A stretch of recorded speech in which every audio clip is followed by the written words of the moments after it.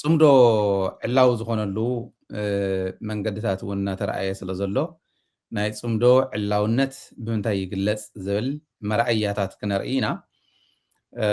ዝኾነ ደብዳቤ ትዘውር ነይራ ምናልባሽ ለጢፍካዮ እውን ስለ ዝነበርካ ነሳ እውን ከተቕርብ ኢኻ ንምንታይ ዝብል ከምኡ ዓይነት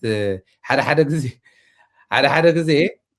እንታይ ይመስለካ ደደቢት ከም ዝትገብሩ ዘለኹም ዘይተጥንቀቑ ገለ ይብሉ ኣታ ደደቢት ኣይኮነን ዝወዲ እንዳመፀ ዝትንትነ ብደደቢት እምበር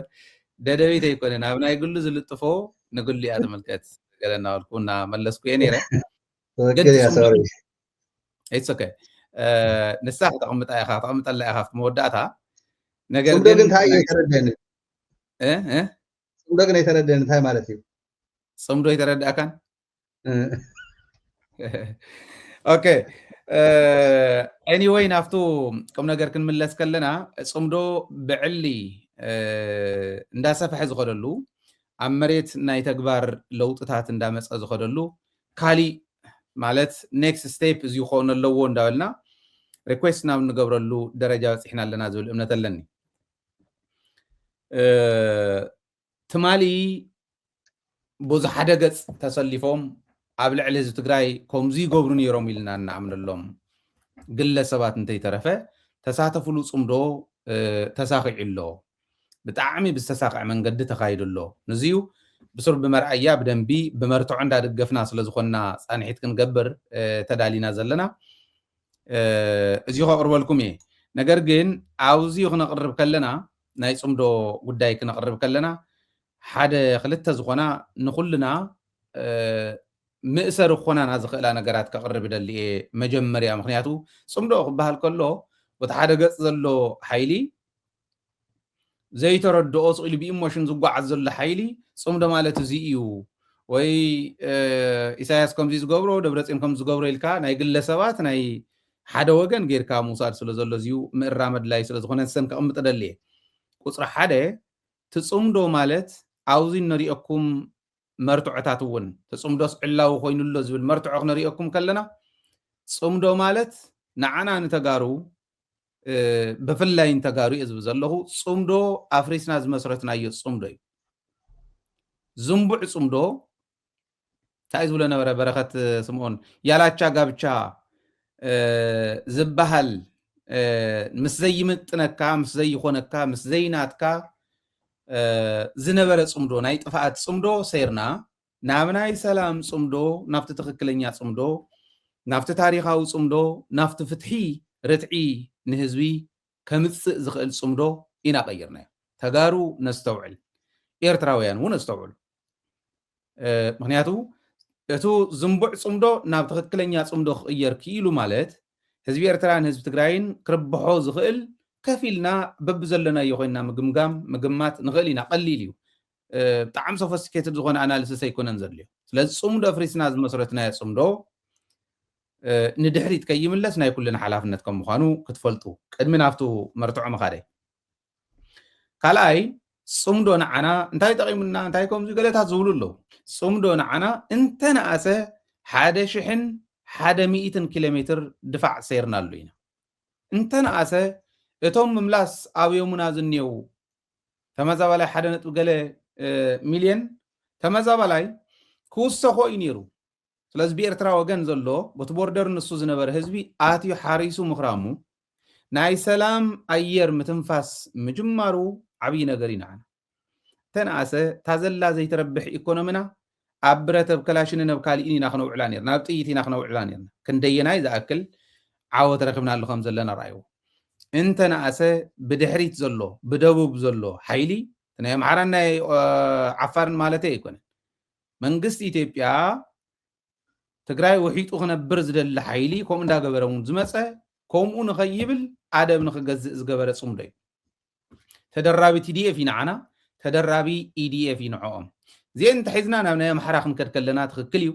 በዓል አንዳርጋቸው ጽጌ በዓል ወርቁ ኣይተነው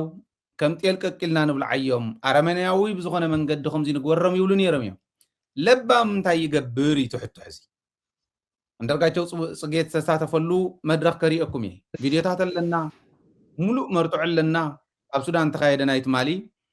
ኣብኡ ዕላው ተገይሩ እዩ ትጽምዶ ቅድም ኢሉውን ዕላው ተገይርዩ ኣብውን ዕላው ተገይር ክንሪኦ ኢና ነገር ግን አንዳርጋቸው ጽጌ ዝሕለፎ መልእኽቲ ቦቱናይት ማለ አንዳርጋቸው ጽጌ እንዳተርጎምና ኣብዳኑ ንብል እንተኮይና ሕዙን ካራ እንዳሰሓልና ክንቅብል ኢና ናይ ሎሚ አንዳርጋቸው ጽጌ ምስናይት ማል እንተ ይወዳደርና ትናይት ማሊ ታሪኽ ኢልና ሒዝና ናይ ለባ መተሓዛ ሒዝና እትናይ ሎም አንዳርጋቸው ጽጌ ነታዝኒያ ጽምዶን ቅድሚት ከሰንድራ ብዝኽእለሉ መንገድ እንተኸይድና ግን ለባማቲና ስለዚ ኣብኡና ሃለና እንኳዕ ደስ በለና እየ ክብል ምክንያቱ ጽምዶ ፍሪስና ናይ አንዳርጋቸው ጽጌን ናይ ኣብይ ኣሕመድን ጽምዶ ነፍርስ ከም ዘለና እውን ይትረስዑ ኢኹም አንዳርጋቸው ጽጌ እዚ ኾነ ዛረቦ ከለና ለዚ እስኪ ንርአያ ሓንቲ ንረእሞ ተመሊስና ክንመጽና ብደንብ ታ ጽምዶ ንርአያ ነስተውዕል ኢለሞ ክቕምጥ እስኪ እና የጽምዶ ዓላማ ተከታዮች ተርጓሚዎች ሰሪዎች እንዲሆኑ ለማድረግ በማሰብ ነው። እዛ በፊት ግን ሱዳንን በተመለከተ አንድ ቃል መናገር ፈልጋለሁ። የዛሬ 50 ዓመት ገደማ ከትግራይ ተነስቼ በኤርትራ አድርጌ በቃርወራ በኩል ፖርት ሱዳን ነው የገባሁት። የ24 ዓመት ልጅ ነበር። ሱዳን በዛን ወቅት 1 ሚሊዮን ኢትዮጵያዊ ስደተኞች ተቀብላ ያለምንም ማጉረምረም ታስተናግድ ነበር። የሱዳን ሕዝብ ደግነት የማያውቅ ኢትዮጵያዊ የለም። ዛሬ የኢትዮጵያ መንግስት የሱዳንን አገር እንደ አገር ለማፍረስ የሱዳን ሕዝብ ሰላም ለማናጋት የዩናይትድ አረብ ኤሚሬትስ ቅጥረኛ ሆኖ መሳሪያና ተተኳሽ አስተላላፊ ሱዳንን የሚያፈርስ ሰራዊት አሰልጣኝ በመሆኑ የተነሳ የኢትዮጵያ ሕዝብ የሚሰማውን ሐዘን በዚህ ሕዝብ ስም ልገልጽላችሁ ፈልጋለሁ።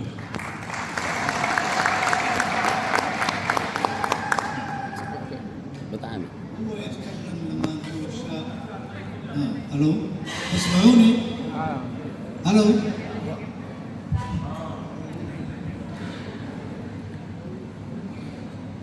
الرفيق اندرغاتشو صقي يقول قبل 50 سنة وهو شاب 20 سنة جاء من اريتريا ومر من قرورة ووصل للسودان وهذا في 1977 بسبب اليوم ويوصل كل الأسلحة لجيرانكم والشعب الأرض. اوكي زيادة أخلنا يا جنا إجن بزح فيديو لنا كنريو إنا تصوم ده تاي مسؤولني رز بندار أنا خن كدينا خالد كن تايلوم زبل بدم بخنرينا عاوزيو زامد رزيات راح ريهم منقص السودان حزب منقص السودان نحزب تجراي نحزب إرترا نحزب إثيوبيا ون عقوة خوينو أيان ما أجرن خوينو عبس أبابهم عمكرهم زحقف حزبي زحقف منقص مخان وزيقات أمي نحنا ون مسجاننا ندقربنا ون مسينا هنا حزون نقرب مسجاننا حزب تجراي مسحزبي السودان زلوا ورخبي حزب إرترا مسحزب السودان زلوا ورخبي قالوا حزبات إثيوبيا ون مسحزب السودان زلوا ورخبي أو انتاويو إزي حدا منقص إثيوبيا قبل علي حزب منقص السودان زوصدو زنبع وسانة نايدرون شاف اندرغاتشو صقي السودان ترخيو خونينو مالت دحر حزي امونغو اندرغاتشو صقين ابي احمد زنبره صمدو تبطيسلو يدي اذا حسبا مستغارو مس ኤርትራውያን مسوداناوያን حاويرو اندرغاتشو صقي صمدو مخبارو ازي بطيسنالنا يلي ازي اتناي مالت ፖለቲካ انت خوين ازي نهزب زربحون نسي اندرغاتشو صقين ህዝቦም ሓራ እንድሕር ናይ حق ዝሓስበሉ ኮይኑውን ተሐዝዝ በላ ኣውንታዊት ኮይና ልባዊት ኮይና ክትቅጽል ምግባር ይካኣል ብርግጽ እንዳርጋቸው ጽጌ ህዝቢ ትግራይ ዝገበረሉ ባዕሉን ይገልጸን እዩ ኣደ ትግራይ እንታይ ከም ዝገበረትሉ ባዕሉ ብዙሕ ግዜ ገሊጽዎ እዩ ኣብ ኤርትራ ክንደይናይ ዝኣክል ረኽቦ ከም ዝነበሮ ንፈልጦ ኢና ለዚ እዚ ጽምዶ ዕላዊ እናኾነ ይኸደሎ ዝብል ሓደ መረዳእታ ዝኾነና እዚ እዩ ማለት እዩ ካልኣይ አንድ በሬ ማረስ አይቻልም ከሚል ሐሳብ ትግራይ ቦርደር ላይ ያሉ ትግራይና የኤርትራ ማህበረሰቦች በአንድ እጅ ማጨብጨብ እንደማይቻል በአንድ በሬ ማረስ እንደማይቻል ሰላም ማምጣት የምንችለው ተጣምደን ነው እንደ ሁለት በሬ እንደ ሁለት እጆች ሆነን ነው ይሄንን ሰላም የምናመጣው። የፖለቲካ መሪዎችን ፈቃድ ጠይቀን የወታደራዊ መሪዎችን ፈቃድ ጠይቀን ሳይሆን እኛ ህዝብ ሰላም የጠማን ህዝቦች እርስ በርስ ተገናኝተን ተነጋግረን ሰላማችን ከሁሉም ነገር እንደሚበልጥ ለሁሉም ማሳየተን የምንጀምረው ነው ብለው በጋራ የጀመሩት ነገር። አማርኛ ተናጋሪ የሆኑ ማህበረሰብ ማወቅ ያለበት ጽንዶ ሲባል በሌላው ማህበረሰብ ላይ የተዶለተ ነገር አድርጎ የብልጽግና መንግስት ሊያቀርበው የሚመክረው ነገር ፍጹም ሐሰት የሆነና ይህ ጉዳይ የፖለቲከኞች የጦር መሪዎች ሳይሆን የህዝብ ለህዝብ ግንኙነት ለዘለቄታ ሰላም ለዘለቄታ ደህንነት በጋራ ለመልማት ህዝብ ቆርጦ ዘላቂ ሰላም መረጋጋትና ልማት ለማምጣት የወሰደው አቅጣጫ ይሄ ትልቅ እርምጃ ነው። ይሄንን አርአያነት የተሞላው የትግራይና የኤርትራ ማህበረሰብ እንደ ህዝብ የጀመረውን ነገር ወደ መላው ኢትዮጵያ ማዞር፣ ወደ ሱዳን ማዞር፣ ወደ ሶማሊያ ማዞር፣ ወደ ኤርትራ ሁሉም አካባቢዎች በውስጥ ችግራቸውን በጽንዶ መፍታት የሚችሉበት ከዛ አልፎ ሀገር ለሀገር ያላቸውን ችግር በጽንዶ የሚፈቱበት ምስራቅ አፍሪካ በጽንዶ አይነት የህዝብ ፍላጎት የተቀረጸ የሰላም የመረጋጋት የደህንነትና የብልጽግና ቀጠና ሆኖ ማንም የውጭ ጉልበተኛ ብርና ገንዘብ ያለው ጉልበት ያለው እየመጣ እንደፈለገ የማይፈነጭበትን አካባቢ ለማድረግ ትልቅ ራዕይ ስለሆነ የኢትዮጵያ ህዝብ የአማራ ህዝብን ይህን የጽንዶ ሀሳብ ተቀብሎ በየቦታው ከሁሉም ወገኖች አማራ ህዝብ ከትግራይ ጋር፣ አማራ ህዝብ ከኦሮሞ ጋር፣ አማራ ህዝብ ከአፋር ጋር፣ የትግራይ ህዝብ ከአፋር ጋር ከዛ አልፎ መላውን ኢትዮጵያ አስተሳስሮ ኢትዮጵያን ከኤርትራ ከሱዳን ከሌሎችም ሀገሮች ጋር በጽንዶ አድርጎ ሰላማና እርጋታ ያለበትን ሀብታም ቀጠና ፈጥረን እኛ ልጆች ሳይሆኑ ባህር እያቋረጡ ፈረንጅ ሀገር የሚሄዱት ፈረንጆች ቪዛ ለምነው ወደ እኛ የሚመጡበትን ሁኔታ ለመፍጠር የሚያስችል ነገር የሚያመጣ ስለሆነ ሁሉም ሊደግፈው ይገባል ማለት ነው። እዚ ኢሉ ብጣዕሚ ዝገርም እዩ። ካብዚ ንላዕሊ ዓወት የለን ኢለ እየ ዝኣምን። እቲ ፅምዶ ንቅድሚት ይኸድ ከም ዘሎ ብተግባር ንሪኦሉ እዚ እዩ። ባይዘወይ ፍልይ ዘብሎ እቲ ናይ ሕዚ ፅምዶ ቤንሻንጉሉ፣ ጋምቤልኡ፣ ኦጋዴን ብሶማልያ ሰሜን ኢትዮጵያ እንተይተረፈ ናይ ማእኸል ኢትዮጵያ እንተይተረፈ ዝተረኸበሉ ናይ ሰሜን ኢትዮጵያ ከዓ ኣምሓራ ትግራይ ዝተረኸብሉ ማለት እዩ። ኤርትራ እውን ከምኡ ዝተረኸበሉ፣ ሱዳን እውን ኣብ ሱዳን ዝተኸበረ ናይ ፅምዶ በዓል ኢኹም ሪኢኹም ዘለኹም ማለት እዩ። ናይ ፅምዶ መድረኽ ኢኹም ሪኢኹም ዘለኹም። ሕዚ ኣብዚዩ ተወሰኑ ካልኦት ቪድዮታት እውን እቲ ፅምዶ እንታይ ይመስል ነይሩ ዝብል ከርእዩ ዝኽእሉ እሞ ነቕምጥ። ከዛ በመቀጠል ዛሬ ትንሽ መናገር የፈለኩት በብርቱታ ላይ እየተደረገ ያለው የህዝቦች መልካም ግንኙነትና ሰላማዊ ግንኙነት እና ህዝቡ በሰላም እንዲያድርና እንዲተሳሰር ሲደረግ የነበረው ትግልና ጥረት እስካሁን እየተሳካ መጥቷል። ዛሬ አልፎ ተርፎ ከዛ በማለፍ ወደ ፖለቲከኞች ስብሰባ ደግሞ ዛሬ የተጀመረ ስለሆነ እኛ በዚህ ስብሰባ ላይ በአካል የተገኘን አስባችሁ የእኛ ድምፅ ደግሞ በህዝቦች እንድታሰሙልን እንፈልጋለን። በሙሉ የኢትዮጵያ ብሔር ብሔረሰቦችና ለምስራቅ አፍሪካ ህዝብ እኛ ደግሞ ትግል እየተፋፋመና እየተሳካ በመጣበት በአሁኑ ሰዓት በዚህ ስብሰባ በምስራቅ አፍሪካ ደረጃ የሚደረጉ ለእኛ በትልቅ ተስፋ ብቻ ሳይሆን አፋር ህዝብ ደግሞ በአካባቢ ላይ ለምስራቅ አፍሪካ ላይ ኢምፕርት የሆነ ቦታ ላይ ሰፍሮ የሚገኝ ህዝብ በመሆኑ ጥቅም ካለ ከሁሉም በላይ እንጠቀማለን፣ ጉዳት ካለ ሁሉም በላይ ስለምንጎዳ በዚህ ነገር ታሳቢ አድርገን የዛሬ ጽምዶ ላይ በአካል እንድትገኙ አስባችሁ የኛ መልእክት ለህዝቦች እንድታስተላልፉልን እንፈልጋለን። እንኳን ደሳላችሁ ያልኩን ጠቅላይ ናይ ዓፋር መራሒ እዩ።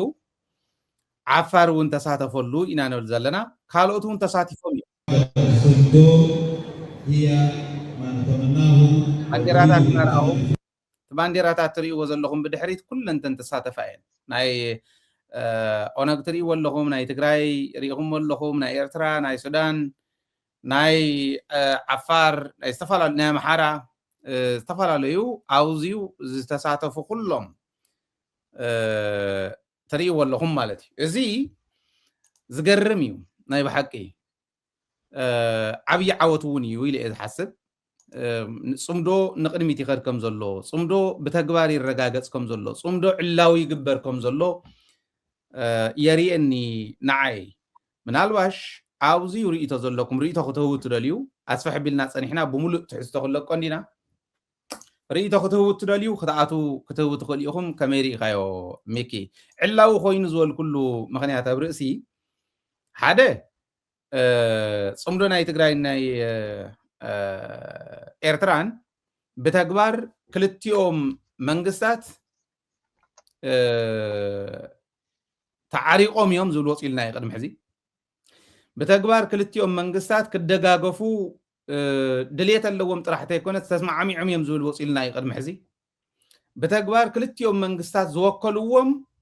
ውዳበታት ከዓ ተጣይሾም እዮም እዚዩ ዕላዊ ኮይኑ ኣሎ ዝብል እምነት ክህልወና ይገብር ማለት እዩ ብትግራይ ወገን ጽምዶ ዘተሓባብሩ ኣለዉ ብኤርትራ ወገን ጽምዶ ዘተሓባብሩ መንግስቲ ሪኮግናይዝ ዝገበሮም ብዕሊ ኣለዉ ማለት እዩ ስለዚ እዚ እቲ ዕላዊ ዘግብሮ ነቶም ኣብዚ ናይ ሕዚ ተሳተፉ ግን ክብሪ ይሃበልና እንዳበልና ሚኪ ቀጽል ሓሳብካ ከተቕምጥ ትኽእል ኢኻ ካልኦትኩም እውን እተው ثانك يو أنا زي تصبح هو سلام نقولهم مخنت لمداي زي تصبح هو جن ناي أوروميا تواجع حيل زلتي أونك زول كائن سخات أولا ياويو أورام ليبريشن أرمي ناس نتنا أوروميا خن ركبوا لنا يلز واجع زول حيليو كل ديسا خم زلون فوتينا سو نتي ناي جون مرو تي مرحيوم مالتيو سو تي ناي أورومو هزبي ناي أوروميا جان ماروه هيدس جال كاو مارو تكره قاتل pronunciation ይዳ እናሲ እቲ ስካብ ዛክል ምትሕባር ነው ዓሉስ I think ብጣዕሚ ኒ አብይ አሕመድ ማለት ካብዚ ላዕሊ ተስፋ ዘቆርጽ ኣሎ ኢለ ኣምንን ምክንያቱስ ቀስና ወለ ብሄረ ብሄር ምስ ጎራብቲ ሃገራት ዓስባ እናተረድኦ ምስ ጎራብቲ ሃገራት እውን ናብ ከምዚ ደረጃ ክመጽእ ተሎ ብጣዕሚ ቢግዲል እዩ ኣነ ግን በተምሓርኛ ዘይተረድእ ንኸይኸውን እንዳርጋቸው ሲ ብትግራይ ገይረ ብኤርትራ ገይረ ናብ ሱዳን መጽእ ዝበለ መስሉኒ ግን ተተጋጌ ከረመላ ከማሊ ለሐቀ ጊዜ ንሱ አንዳርጋቸው ኢሃፓ ይነሩ በደርግ ጊዜ እዩ ዝብል ዘሎ በደርግ ጊዜ ወደ 24 ኮይኑ መጀመርያ ደርግ ክጅምር ከሎ ናይ ኢሃፓ አባል ይነሩ ተወዲ برجس قال التاريخات ون الله وتجراي كحلف كلخوس حميمة يبل حميمو بقى مقط صار أو عرس مقط صار أو شنتن كالين ونمقط صار بزي خللو أدى تجراي أو جزاء أقميتا كله أبساي كدينا مجيب عدل ديلا خبدا قديفا الساجراتني كاب تجراي ناف إيرترا ناف السودان مسيز والخد كله بدم بتاريخ جالس ونيري بدم بي كان محزبس بدم بجالس ونيري لو سلازيس بتعمل دسيز بالتي مهنياتنا هنا تجارو مالت حجر هاني تنا إثيوبيا تملي سوالا إدنا نخيساتنا كل نجار هذا نحط في المقارنة ما جرى شيء حيد ونفس عزيز نايكالي بهر أم حرايخون كالي هون بتجراي متى ناب تجراي متى يوه مهلاو تهزناسي بعلو زمسكرا زلو خالي كلهم زمسكرا يبايزوي من دقات أميجن تتخرطو تنايتهم دو تنكالت بهرات نايتن كالت بهرات وكلنا هات حزام كمون باندير هات حزام أو السودان مركبهم بتعمي تدسل تايو السودان بعدا نايو على جنكات نايو على خوينات نايو على سقاي مكرا نايو على تمزابلا نايو على تكالات زعنوات نهالوا كم زيجراجن نقرأتي هاجراتن أو وشتي تبقى ذلوا خللاتن أو عدي بسلاماوي مجالات رككون الجورة ناي سلام ርክክብ ንገብራ ፈቃደኛ እየላ ከምዚ ምትእንጋዳ እዚ ንባዕሉ ንመንግስቲ ሱዳን ንህዝቢ ሱዳን ክብረለን ይውህና ናይ ህዝቢ ሱዳን ያው መብዛሕትና ንፈልጦ ኢና መብዛሕትና ሱዳን ኢትዮጵያ ክትጭፍጭፈና እንተላ ናይ ሂዚ ይኹን ናይ ቀደም ኩሉ ግዜ ሱዳን ኣብ ዝባና ዘሎ ጨርቂ ድዩ ገለዲ ሒዝካ ትመፃ ዘለኻስ ስደተኛ ኢኻ ይትመፀንን ዓደይ መኒኻ ኢላስ በራ ይትሓፅወልካን በራ ከፊታ ይትቕበለካ ሱዳን ከኣን ካልአይቲ ሃገር ንአና ተጋሩ ማለት ኢና ሓቂ ንምዝራብ እቲ ጎስጓስ ናይ ፅምዶ ኣብቲ መበገሲ ፅምዶ ሰይተረድአንን ኢለ ዝሓጨጭኮ ሓደ ግዜ መብዛሕትኡ ሓደ ማሕበረሰብና ትቐዲ እውንስ ናብ ካሊእ ስለ ዝወስዶ እቲ ፅምዶ ንምንታይ እዩ ረብሓታትን ዝህዝብ ዝኸውን ኣብ ኤርትራ ኣብ ትግራይ ክውላዕ ተባሂሉ ዝነበረ ሓዊ ዝሓለፈ ዓመት ነስታውሶ ኢና ብልፅግና ተፈኻራታት ዝነበረ ባሕርናትና እዩ ጋዛ ክንገብራ ኢና ኣስመራ ወዘተ ዝበሃል ዝነበረ ብፍጥነት ህዝብታት ኤርትራ ህዝብታት ትግራይ ግን ክልተይና ማዕረ ንጉድአሉ ምክንያቱ ኩናት እንታይ ማለት መጨረሹ ዋላ እንተሰዓርና ኣብ ኩናት ግን ዝመፅእ ጉድኣት ሓያል ስለ ዝኾነ ማሕበራት እውን ተይተደራጀወ እንዳሃለወቲ ባይታ ከይንጠፍእ ኢሉ ጎስጓስ ገይሩ እዚ ክልቲኡ ማሕበረሰብ ብፍጥነት የስታውስ እየ ገልገሊ ሰብ በቃ ጨኒቕዎ ገልገሊ ሰብ እዚ በቃ ከመይ ጌርና ኤርትራ ክንኣምን ዝብል ትግራዋይ እውን ነይሩ እዩ ኤርትራውያን እውን ከምኡ ከመይ ጌርና ተጋሩ ንኣምን በቃ ቀደም ኢትዮጵያ ኮይኖም ወጊኦምና እዮም ናይ ሒዚ ዝነበረ ከዓ እዚዩ ሕልክልክ ነይሩ መጨረሹ ግን እንታይ እናኾነ መፅኡ እቲ ህዝቢ ተቐባልነት ገይርዎ ካብ ህዝቢ ወፃኢ ያው እቲ መንግስታዊ ንባዕሉ እውን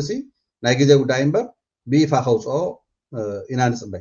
መንግስቲ ትግራይ ይኹን መንግስቲ ኤርትራ ይኹን መንግስቲ ሱዳን ይኹን ካልኦት ክልላት መንግስቲ እውን ኣይና ሓደ ግዜ ከመይ ገይረ ክልላት ምስ መንግስቲ ሃገራት ናይ ሰላም ዝኽልክለካ ኣካል የለን ሓደ ካልኣይ ትግራይ ንሕና ገልገለና ከም ተጋሩ ከም ዲፋክቶ ስቴት ኮይና ንባዕላ ንክትነብር ሂወታ ናይ ህዝባ ንክተውሕስነት ክተድሕን እያ ትቃለሰላ ምስ ጎራብቲ ሃገራትን ምስ ክልላት ኣብቲ ውሽጢ ሃገር ዘለዋ ጎራብትና ክልላትን ከምዚያት ዓይነት ፅቡቅ ነገራት መፅእ ተሎ ኣብዚኡ ብደንቢ ገይሮም ዝሰርሑ ዘለዉ ከምኒ ኣወል ሰዒድ እቲ ናይ ፅምዶ ትኩረት ገይሮም ብጣዕሚ ክብረ ኣለና ይቀኒልና ድማ ነቲ ህዝታት ክሓቕፉ ነቲ ህዝታት ንሓደ ከምፁ ውዒሉ ሓዲሩ ከዓ እዚ ነገር እዚዩ ዘላቂ ንክኸውን ፀገማት እውን ዝፍትሐሉ እቲ ህዝቢ ተኣማሚኑ ተረዳዲኡ ውዒሉ ሓዲሩ ናይ ብልፅግና ስርዓት ጠጠው ዳርጋ ኢሉ ከም ዘሎ እዩ ዝረአየና ዘሎ እዚ ግን እዚ ኢልና ክንድቅስ ኣይንኽእልና ምክንያቱ ብልፅግና ዕላምኡ እንታይ ንፈልጦ ኢና እዚኣ ግን ናይ ኣንዳርጋቸው ፅጌ ኣብቲ መድረክ ተረኪቡ ዝሕለፎ መልእክቲ ንኣብይ ኣሕመድ ከምቲ ዝበልካዮ እዩ ባይዘወይ ኢትዮጵያ ሲ ከመይ ኢላ ትፍተን ከም ዘላ ብሰንኪ ደካማ ዝኾነ መራሒ ደካማ ዝኾነ ዲፕሎማሲ ሒዙ ምንም ቁም ነገር ከም ዘይብሉ እዚ ዝኣክል ብናወል ሰዒድ ዝኽየድ ዘሎ ዲፕሎማሲ ናይ ኣድቮኬሲ ጉዳይ ከምዚ ገይሩ ርክባት ህዝቢ ንህዝቢ ኣብ ኢትዮጵያስ ክንደይ ክልለን ዘለዋ ካብተን 11 ክልላትስ ኣብኡ ንሪኦ ዝነበርና እቲ ባንዴራ መብዛሕተን ኢሳ ተሳቲፈን ኣለዋ ማለት እዩ ብትግራይን ኤርትራን ተጀመረ ናብ ዓፋር ተሻጊሩ ናብ ኣምሓራ ተሻጊሩ ሒዚ ግን ናብኒ ቤንሻንጉል ናብኒ ኦሮሚያ ናይ ካሊእ ክልላት ክበፅሕ እንተሎ እዚዩ እቲ ፅምዶ ኣብ መንጎ ትግራይን ኣብ መንጎ ኤርትራን ጥራይ ከም ዘይምዃኑ ውዒሉ ሓዲሩ ቀርኒ ኣፍሪቃ እውን ውሕስ ዝኾነ ሰላም ንክረክብ ተብ 4 ኪሎ ዝኒሄ ስርዓት ናይ ብልፅግና ክእለ እውን ኣይ ቲንክ ዓብዪ ዕድላት ዝፈጥር ዘሎ ተመሲሉ ይረአየኒ يب ሕዚ ኣብዚ እንታይ ኢና ክንርኢ ዘለና ይመስለኩም ወል ኣብዛ ኣዳራሽ እዚኣ ርኢና ኣለና ሕዚ ሓደ ግዜ ኤክስትሪም ዝኾነ ሓጎስ ከዓሚሱ ናብ ድቃስ ስለ ዘምርሕ ገለገሊኡ በቃ ከምዚ ኮይና ኣለና እሞ ኣኸለ ስለ ዝብል ኣብ ልዕሊ እዚ ህዝቢ እዚ መላ ኢትዮጵያውያን ዝበፅሕ ዘሎ ምርኣይ እውን ስለ ዘስእነካ ኦረዲ ኣለና እንዲና ከምዚ ኢልና እንዲና ተፃሚድና እንዲና ስለ ዘብል ምስተውዓል የደሊ ብፍላይ በኣና ብተጋሩን ብኤርትራውያንን ክርአ ኣለዎ ክሕሰበሉ ኣለዎ ኢለ ዝኣምኖ ወል ዝኾነ ይኹን ብሄር ብሄረሰብ ኢትዮጵያ ማይኖሪቲ ኢና ኢሎም ስለ ዝኣምኑ ሕልንኦም ከምኡ ስለ ዝኾነ ንሓያል ምጉብዳድ ናይ ግድን እዩ ንሓያል ሓያል ኣለዎ ኢሎም ኣብ ዝኣመነሉ ብፍላይ ህዝቢ ትግራይ ዕሪ ጎሊ ይወፅእ ኣብ ዝረኣዩሉ ግን ኩሉ ግዜ ሕልሞም ንሳ እያ ምክንያቱ ኢኳሊቲ ማዕርነት ናይ ብሄር ብሄረሰባት ዘረጋገፀ ህዝቢ ተሰዊኡ ብተግባር ዘረጋገፀ ህዝቢ ምዃኑ ይፈልጡ እዮም እንተጀሚሩ እንድሕሪት ዘይምለስ ምዃኑ ይፈልጡ እዮም ተገዛኢልካዮ እውን ብሓይሊ ክትገዝኦ ከም ዘይትኽእል እውን ይፈልጡ እዮም ተስፋ እንተረኺቦም ካብ ትግራዋይ ከምኡ ከም ምዃኖም ክንርዳእ ክንክእል ኣለና ግን ንባዕሎም ክቃለስሉ ዝኽእልሉ መድረክ ምፍጣር እምበር ንሕና ተጋሩ ንዖም ተቃሊስና ክነውፆም ኣለና ክንገብር ኣለና ማለት ከዓ ኣይኮነን ሕዝታ ፅምዶ መንፈሳ ክትኮን ዘለዋ ኣብ ጎንኩም ኣለና ተቃሊስካ ምሽናፍ ይከኣል እዩ ኣብዞም ብሄር ብሄረሰባት እዚኦም ከዓ ሓድነት ፈጢርካ ነቱ ፀረ ኩሉ ወዲ ሰብ ፀረ እቲ ከባቢ ፍላይ ከዓ ፀረና ኮይኑ ዝኒሄ ስርዓት ከመይ ገሮም እዮም ባዕሎም ከውግድዎ ዝኽእሉ ዝብል ጥምረታት እናፈጠርካ ምኻድ ከድሊ እዩ ማለት እዩ እቲ ዋይዚ ንምሕሳብ ዘድልዮ እዚ ርአያ ነይረት ኣነ እንዳርጋቸው ከምዚ ኢልያ እንዳርጋቸው ተባሂሉ ኣብ ሶሻል ሚድያ ክልጥፍዎ ከለዉ ትትማሊ ከምዚ ዝበለና እቲ ከምዚ ዝገበረና ቀሪቦም ከዓ ከምዚ ኢሎም ወያነ ቀደሙ ከምዚ ደ ይበልናን ይብሉ እዚዩ ናይ ፖለቲካ መድረክ እዩ ስእልካ ናይ ጉርብትና ባእሲ ናይ ካሊ ባእሲ ኣይኮነን ፖለቲካ እዩ ስለዚ ፖለቲክሊ ማቹርድ ዝኾነ ሰብ ክስዕረሉ ዝኽእለሉ መድረክ ተፈጢሩ ኣሎ ፖለቲክሊ ማቹርድ ንኾን እያ እታ ዓባይ መልእኽቲ ትኸውን ማለት እዩ እዚኣ ክሓልፋ ኣይደልን ዓባይ መልእኽቲ ስለ ዝኾነት ብኤርትራ ወገን ከንታይ ኢና ክንርኢ ዝብል ተስፋ ልደት ይርኤካ ኣለኹ ብድሕሪት ከእትወካ እየ ሓሳብካ ዳሊኻ ኢኻ ዝብል እምነት ኣለን እንታይ ተሰሚዑካ እትየካ ኣለኹ ሓሳብካ ገለፀልና ተስፋ ልደት ኣብዚ እዚኣ ስለ ዝኾነት ዓባይ ኣብዚ ሓቢርና ክንሪኣ ዘለና ድሕሪ ናብቲ ካሊእ ክንዓልም ኢና بقبل هاي لي أي سمعك ፅምዶ ኣብ ሱዳን ተኻይዳ እታ ፅምዶ ሕዚ ካልኦት ብሄር ብሄረሰባት እውን ሓዊሳ ብሄራት ሓዊሳ ብሄረሰባት ጥራሕቲ ኣይኮነስ ብሄራት ሓዊሳ ቤንሻንጉል ተሓዊሱ ጋምቤላ ኦጋዴን ዓፋር ኣምሓራ እዚኦም ተሓዊሶም እቶም ተቃለስቲ ናይ ናፅነት ተቃለስቲ ዝበሃሉ እውን ተሓዊሶም ትግራይን ኤርትራን ከም ዘለዎም ሱዳን ሰለስቲአን ከም ዘለዎ ኮይነን እዚኦም ተሓዊሶም ኣለዉ እንዳሰፍሐ ይኸድ ኣሎ እቲ መልእኽቲ ናይ እንዳርጋቸው ፅጌ ከዓ ትግራይን ኤርትራን ዝጀመርኦ ንሕና እንዳተናኸስና እንተይኮነስ እንዳተሓባበርና እዩ ተፃሚድካ ተደጋጊፍካ እምበር ተዋቂዕና ተቃቲልና ኣይኮነን ኢለን እቲ ታሪክ ቀይረን ይመፅየን ኣለዋ እዚዩ መላእ ኢትዮጵያዊ ክጥቀመሉን ነቱ ፀረ ህዝቢ ዝኾነ ሓይሊ ከወግደሉን ክጥቀመሉ ክእል ኣለዎ ዝብል እንዳርጋቸው ፅጌ ሕሊፍ ኣሎ ኣብ ልዕሊ ሱዳን ዝበፅሐ ጥቕዓት ብኢትዮጵያ እውን ኮኒኑሎና እንዳርጋቸው ናብኡ ምሕዋሱ እዚኣተን ደን ብሄራት እዚአን ናብኡ ምእታወን እቲ ፅምዶ ከመይ ትዕዘቦ ኣለኻ ነገር ግን ከዓ ኣነ ስግኣት ስለ ዘለኒ እየ ዘቕርብ ነይረ ስግኣት ኣለኒ ደቀስቲ ኢና ንሕና ዝኾነ ነገር ረኺብና እንተኢልና ዋላ ኤርትራን ትግራይን ሓደ ስለ ዝኾነ እቲ ባህሪ ፎሎው ኣፕ የለን ስለዚ እቲ ፅምዶ ካፒታላይዝ እንዳገበርናሉ ክንከድ ኣለና ብሄር ብሄረሰባት ናይ ኢትዮጵያ እውን ዓርሰን ክኢለን ተቃሊሰን ነቲ ፀረ ኩሉ ዝኾነ ከወግዳ ምድጋፍ ፎሎው ኣፕ ምግባር የድሉ እዩ ዝብል የቕሚጦ እሞ ኣብዚኡ ከመይ ትሪኦ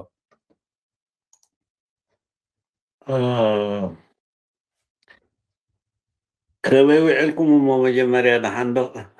سلامات أتنبي انتهي مسيلك أزبط قرن أفريقيا دلو هزبي بيهر بلو وجلو بلو تواريدي دطعامو يلن أبزخوان يكون قرنا وقع ممساء نتكواب دلو بمولي دباسا بسو سبت راح زي كونس انسسان مريتوني واردي سلازي بهير مصا ناي سومال دلو إثيوبيا دلو بملو ممصو ولا سومال مصا سودان مصا حتى حانتيا ناي تهزبو حتى سلام تراح يدل جنا حنا انت يكون عشي بلنا المسير سمعك يعني اندالكاچو كم زبل نيرو هو هايل كم زبل نيرو تسفالت كم زبل نيرو قال او يتنبر كم خدك قليل انت يربح حرخي من لنا نحسب مالتي ኣይኮነን ፀርፉ ዶ ከምዚ ኢሉ ተዛሪቡሲ ክንደይ ሻርዲና ተወጊእና ደሚና ክንደይ ዲና ጥፊእና እዚ ሓሲብካ ትርጉም ዘለዎ ኮይኑ ይስማዓኒ ንዓይ ንዓዳ እቲ ዝሓለፈ ዕንወት እንታይ ትመሃረሉ ተልካ እዚ ሕጂ ትሪኦ ዘለካ ኩሉ ክመፅእ እዩ ትዘዋፅእ ደዲ መፅእ ሓይሊ መራሒ ይኹን ካብ ጥቃ ጎረቤት ይኹን ካብ ብ10 ሸሓት كيلومتر رحق مريت مصيو كل غزي نقطه زي حزب مالتي بسنكي اغاطامي ناتو دايركشن ناي تاريخون ناي ايكونومي ادلون قال ما بعلو دم صوب كايكونن كساب حجي جن أي مهار ندو تلك مهارين هاي جدا وجي نحن إرتران تجراين جمروا تقنتات كاير أمه لو متصبح كجمري حين دقلت بهالنور ناب محورنا متفق قصو قيدو إزي مهار الله تحبر الساد قرنا أفريقيا ذلو مالتي سلازي إذا هزبتات نايك قرنا أفريقيا ها منبري أم زيت راح مغانو قد حجة تباهيلنا لنيرنا هايله ومسلز وانا صعبونا قدني حجي سقعتها دبهال نقر الله زقر مكا وشتنا دحري أدليلنا كلها نابد لنا مالتي ببعدو ببزوبو ببع هاقرو انت دا دلدلو نايدقز ما تسوال حانت بوتا ايركبني سينا خانا دلدل لنا حجي ساتهم تاي مساريها امتلكا كانت تحادي غير كاتوسط النوع تقلم الحجي اب حبر السب بزح سقات مص اذا قسيكم اذا فك داي مثلنا هايله كله تسام اطرح كنبر خمركم عينت زفت امريكا مصي بزح تغير دلو مثلا هجي بصح له امريكا مصي هجي مسير ترى قلمله اذا وين من سير ترى نسلام ندخل يمبر أمريكا هنا وزفوت رابز عالم البال تقام حج المنقص زمت ولا حنتي هذا أمن الله تراح يتغير قال سند مسألة زمصوم قيارات يقولون حج بزق سق يقولون أي رود نبرقني يلا نبزك هذه هايله أنا تقول فتينا تفتيني إذا ما هزاب زي أتم بزدلي والنوابرات تسمعهم كنا نروح اليوم نناتهم بوتهم حجة مع عادهم مسيرتهم كنا نروح له لما مستعمم استراتيجي حدا نيجزا رؤوس زمدنا غيره خنبر خلي ني حبر استراتيجي غيره بقليل وتن كلهم تقم ايكونوميكالن ناي سلام منقدتاتن غيره خنبر خلي إذا خنبر ندحر خيدن تقدامي تقبران توصليتن الساعة زي تغير كله تأززن ننحد حدو حلفو هو هذه يقولون الساعة رستي تعادن دحري كدرري اللهم صبو مقبل لإلو دحر ركسوا تعادن تايكم زخون دحر دي حسو كوين ولا سو نقول نستوى السنة زي يخطع ما زخون نمبر سلام كنا برايك الناس لذي بتعمي زحوقسي قصالي إيدولو قصالي خطر تدخل له مغنياتك السلسلة زخون دواصي في حبر السبب بملء مالتي أجد سنيو أتحدى دحيرو مصا أتحدى نيشتي دحيرو خون وحدو خون أتحدى عبو خون أجد سنيو سبع عقمون ككلوتني زي سرح ككلوت سلا سرح كعقمي قد وسد نعو مالتي جي بزح دحري سريحك بزح حسابات دحر سريح بزح إجام وسدو ثم وحداتك وحد تسريح وحد إجامكم تعاقنوا وسدو ما عليهم قل وسيدهم أن السانس كتري أخلها نعريهم وسيدهم نتي أمبز حيد اليوم بز حصل زغون نتي أمك حد اليوم تمع عماسي يتسقم أتسبات الصمتفو أنا بك هفضل له زيادة أخذ اللي بتحساس زغت المالتي سلزي ولا وحدة كلهم كم تصلوا نحن زي وكل خوين تسمع مهلي مساتهم نحن بخنزينا هم دلنا نحن وكلنا يتو تاي دخلنا بدي تحقق شنو دخل سلزي قوميتي ناتيريتو صبوا على هذا البزح كاتاتلي زي زقرا من انتو زي مهمر ابراهام دي شو تقراي ابراهام تقول هو بتاع انتليجنس يقلص غيره زعما حتيتو ايرترا امريكا متياس انتي كونت اقم كم سالنا ناس قداينا دو مستغيداس مسأل بخيت عراق دقلو بمسرته تزبلت امل سدها بس تتعرق دبلت صغير عنا سلام تركبنا نحن سلام تركبنا لك بمتكلنا احنا امني لك بمتكلك يا اخي تامن ولا حد صغير نجر يلن تقراي سقنت عنتو يتوم بهرات بعلاتهم كغبروا ولا تقراي ولا حد خونا يكلني انت دا لك سريح ولا نحن مالتي حجيت التعساس بقى أبغى نبرد خمس خناتات الناس خنبر يكلن أي كالني كما يجير كاي ما خنبر حجس إثيوبيا نبدل وعمليسوس إثيوبيا ما علاقة حماس حدا حماس مراحي لكن مواد تقف أو خلو زخون يكون متعررايك متسايكل نبي حجي أمريكا تكون يكون عائلة أي كل كولونيز ناي أم حرق دفقال ناي تقرأي نبزي إرترا قلت أمي متسايكل تاعد قورو فانو سلازي زي ملس بداي سلو دخونه تهزب ግን ታይ ገብራለሁ ንናሓዋሩ ኢንፋክት ናውጋ ሓድሕድን ኣደይቅ 30-40 ዓመት ድወስድ ነንሕድሕድ ውግእ ኣብ ውሽጢ ኢትዮጵያ ብፍላይ ከዓ ተላዒሉ ህዛብ ከይፁ ኣይ ቲንክ እቲ ሕብረተሰብ ካብ ስግኣት ክድሕን ኢሉ ብሰላም ገይሩ ዝኾነ ይኹን ነገር ክገብር ኣብ ፅምዳኣት ይሰርሕ ኣሎ ማለት እዩ ፅቡቅ ኩነታት ኣለና እየ ድብለካ ሃይለ ከምኡ ኮይኑ ይስማዓኒ ፅቡቅቲ እያ ፅቡቅ ሓሳብ እያ ፅቡቅ መሰጋገር እውን ክትኮነና እታ ሕዚ መወዳእታ ዘቕመጥካ ትግራይ ምንመይ ክትኮንን እያ ኤርትራ እውን ምንመይ ክትኮንን እያ ኣብ መትከል እስካዕ ዝኣመነት ዝብል ኣቕሚጥካ